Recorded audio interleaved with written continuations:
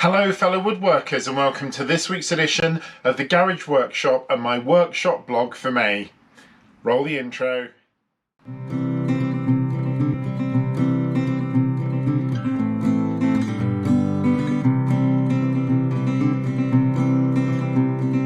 So as usual, I want to start this month's blog with just a little bit of a review of how the channel is continuing to grow. So this month I had 6,300 views, which I'll put up there, which is about the same as normal. It's about average for the channel. In terms of watch hours, 674 watch hours, which is slightly down from normal, but it is a shorter month since I did the last blog because I did it at the beginning of May. And subscribers, I've added 44 new subscribers to the channel. So there have been 3 videos this month: the Hupar laser level video, the DeWalt storage video, and last week's video, which was Maker Central, which we're going to come and talk about a little bit in a minute.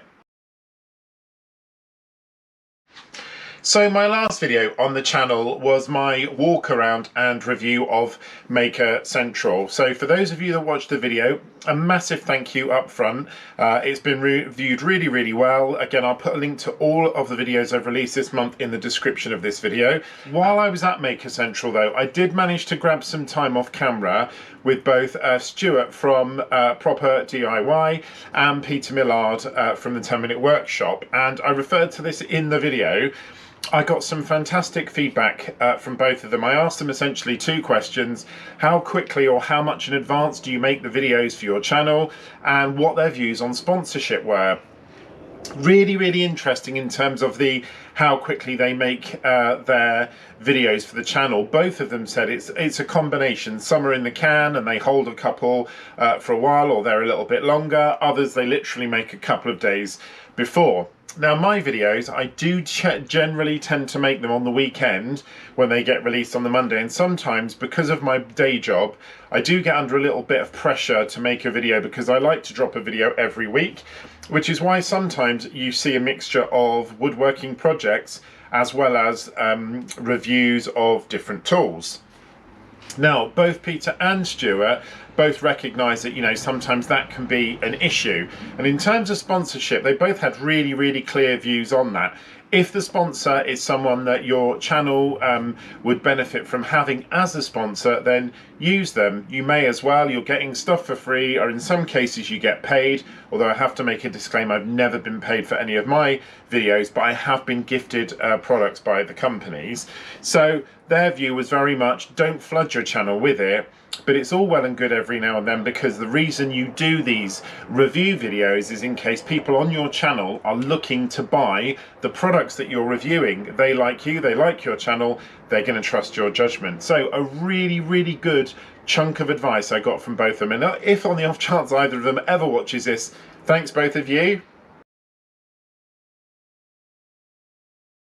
So fellow woodworkers, every month I like to mention to you a few videos or a few channels that I've been watching which I think may be of interest to you as my audience, and I've got 3 for you this week. The first one is by Stumpy Nubs, which I know I've mentioned in one of my blogs a long time ago. He's just had dropped 2 videos one after the other about making a router table was the first thing he did.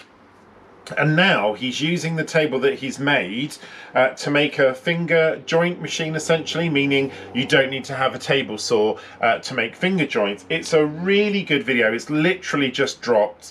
I've watched it a couple of times and I really like the way he's done it, especially the way that he's done the sliding fence back and forward, which enables you to do the finger joint. So I'll put a link in the description, but it's a really interesting videos, both are, so give them a go, check them out.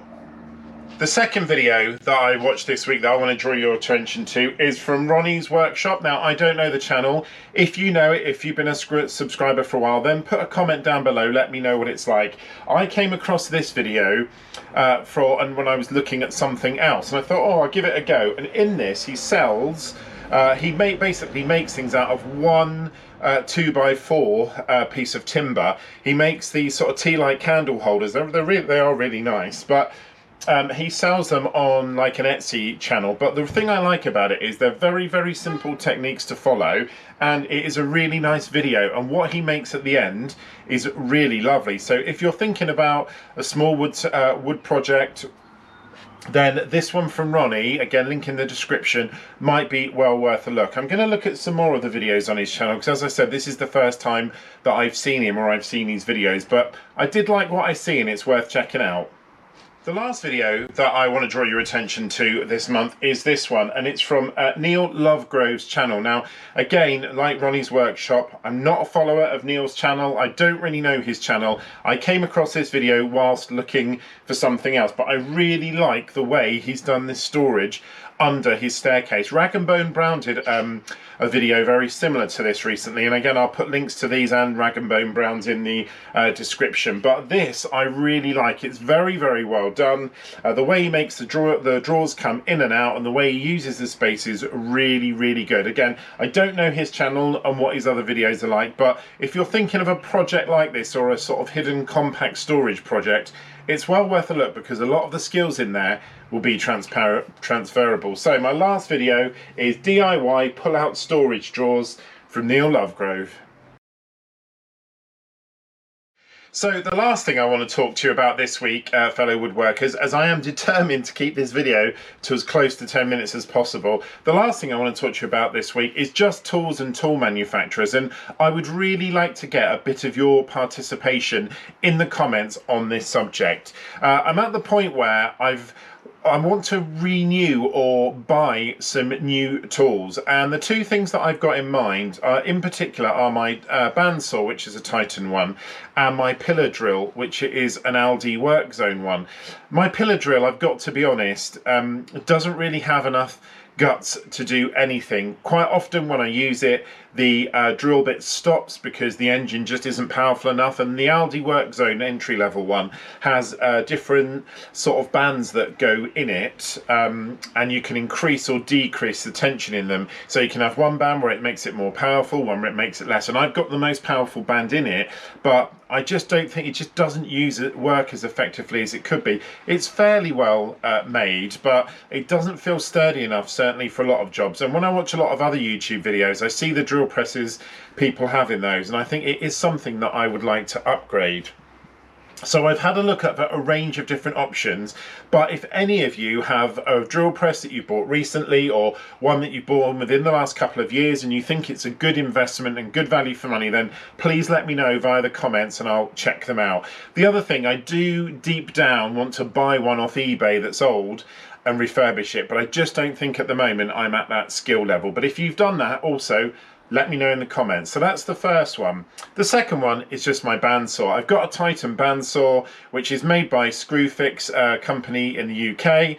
It's fine for cutting smaller things, but I would never have the confidence in it to do a proper decent cut on it. And when I do make longer cuts, despite the fact I've changed the blade on it and I've upgraded to a much thicker blade, the maximum size blade you can have in it, it just always plays too much in the wood. Even when I've got at maximum tension, I just find if I'm running wood through it, particularly if I'm going against the grain, even if it's just knocking out the edge of something, I do get a lot of play and a lot of movement in it. So quite often the cuts come out of it and they're not straight, or there's bits of material left in it. I'm just not sure if it's gutsy enough. And when I was at Maker Central at the weekend, I did spend quite a lot of time off camera looking at the Lumberjack model to see what that was like. I don't know if Lumberjack will watch this video. I know they watched the Maker Central one because they commented, but if you'd like to send me one to evaluate, very happy to do that. But if you've had experience of buying a bandsaw, then please let me know in the comments, or any recommendations from either of those two that you know, let me know in the comments. So lastly, fellow woodworkers, just a little bit of an update on a couple of the projects that I've got coming up immediately. Somebody commented on a video recently that I am only making things for my garage and I don't make things for anything else. And that is a very valid point. I do not make a lot of things for inside my house, but the reason is I want to get the garage workshop to exactly where I want it to be. If you've been following for a while, you'll seen I've changed lots of the things. I've made different miter saw stations, I've made different storage. I'm now getting the workshop to where I want it to be. When I've got it where I want it to be, then I'm going to move into the house. There's a few woodworking projects that I want to do in there, and I've got a couple of outdoor projects that are coming up. I've got to replace my garden gate, so that's going to be an upcoming video, and I want to make an outdoor storage place for things like my lawnmower and some of the stuff that we need for the chickens, you know, water storage and all those different sorts of things. So there are a couple of projects that I've got coming up, and also my deck is going to need renewing at some point, so that's another project that might be coming up this year. But if there's anything you'd like to see me make, please let me know in the comments below. So, fellow woodworkers, we have got to the end of the blog for May. I don't know how long this video is going to turn out to be, but hopefully it's around the 10 minutes mark. And that is another thing I picked up from talking to some of the YouTubers at Maker Central about making sure your videos are consistent in length. And I certainly know that my average viewing time of my videos is around 7 minutes. So I'm trying to keep these blogs at least to a manageable level. That's the end of this video. Thank you very much for watching. If you're new to the channel, please can I ask you to subscribe. Don't forget to hit the like button and also make a comment. If you're a regular viewer and a subscriber, thank you so much again for your support, and also don't forget to like and comment. I'll catch you on next week's edition of the Garage Workshop. Take care, fellow woodworkers.